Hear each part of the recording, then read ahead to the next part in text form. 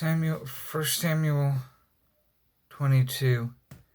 David left Gath and escaped to the caves of Adullam.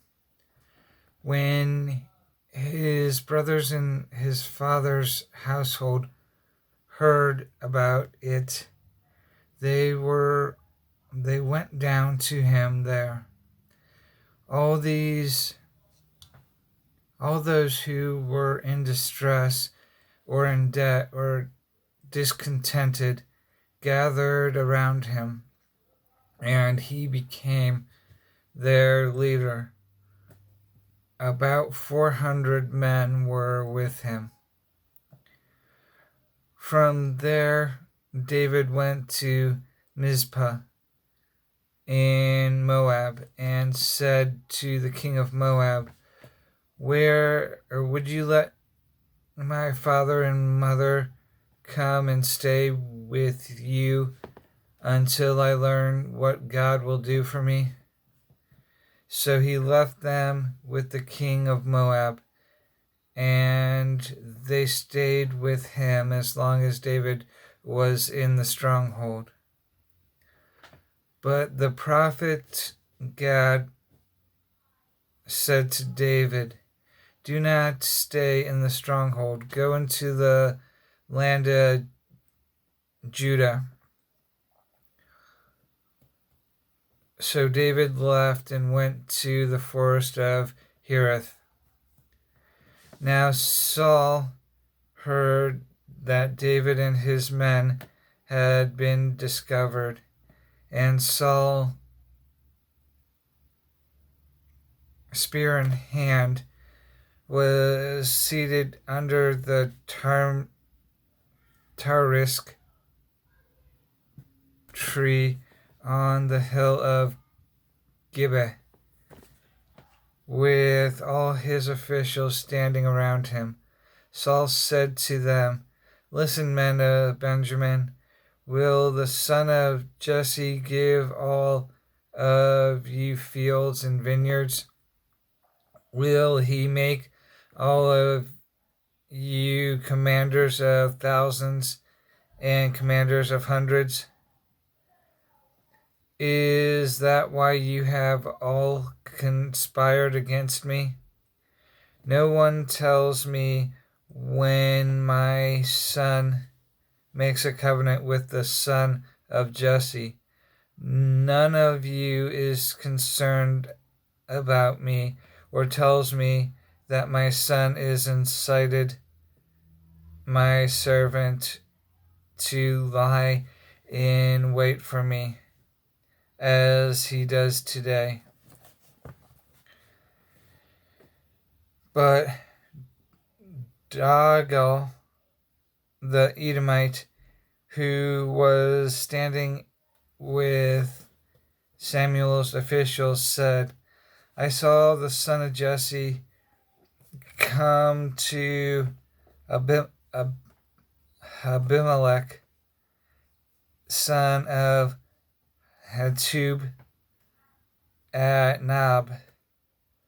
Ahimelech inquired of the Lord for him. He also gave him provisions and the sword of Goliath the Philistine." Then the king sent for the priest Ahimelech, son of Ahutub, and his father's whole family, who were the priest of Nob. And they all came to the king. Samuel said, Listen now, son of Ahitub."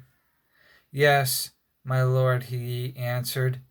Saul said to him, "Why have you conspired against me, you and the son of Jesse, giving him bread and a sword, and inquiring of God for him, so that he has rebelled against me and lies in wait for me, as he does today?"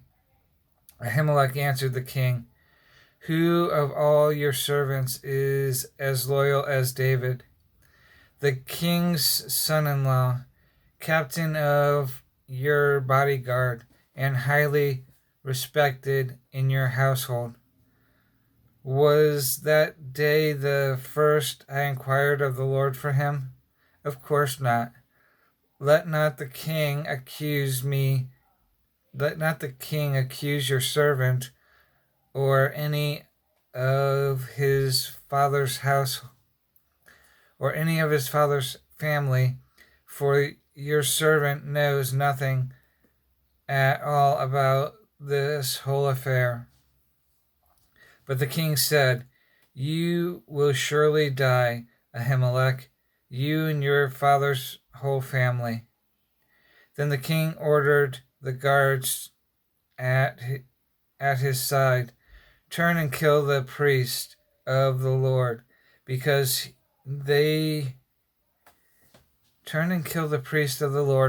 they too have sided with David.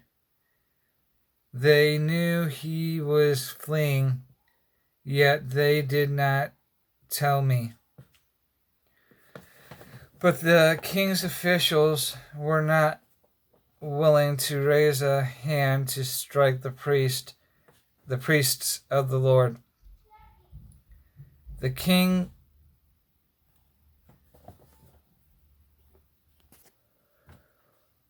then ordered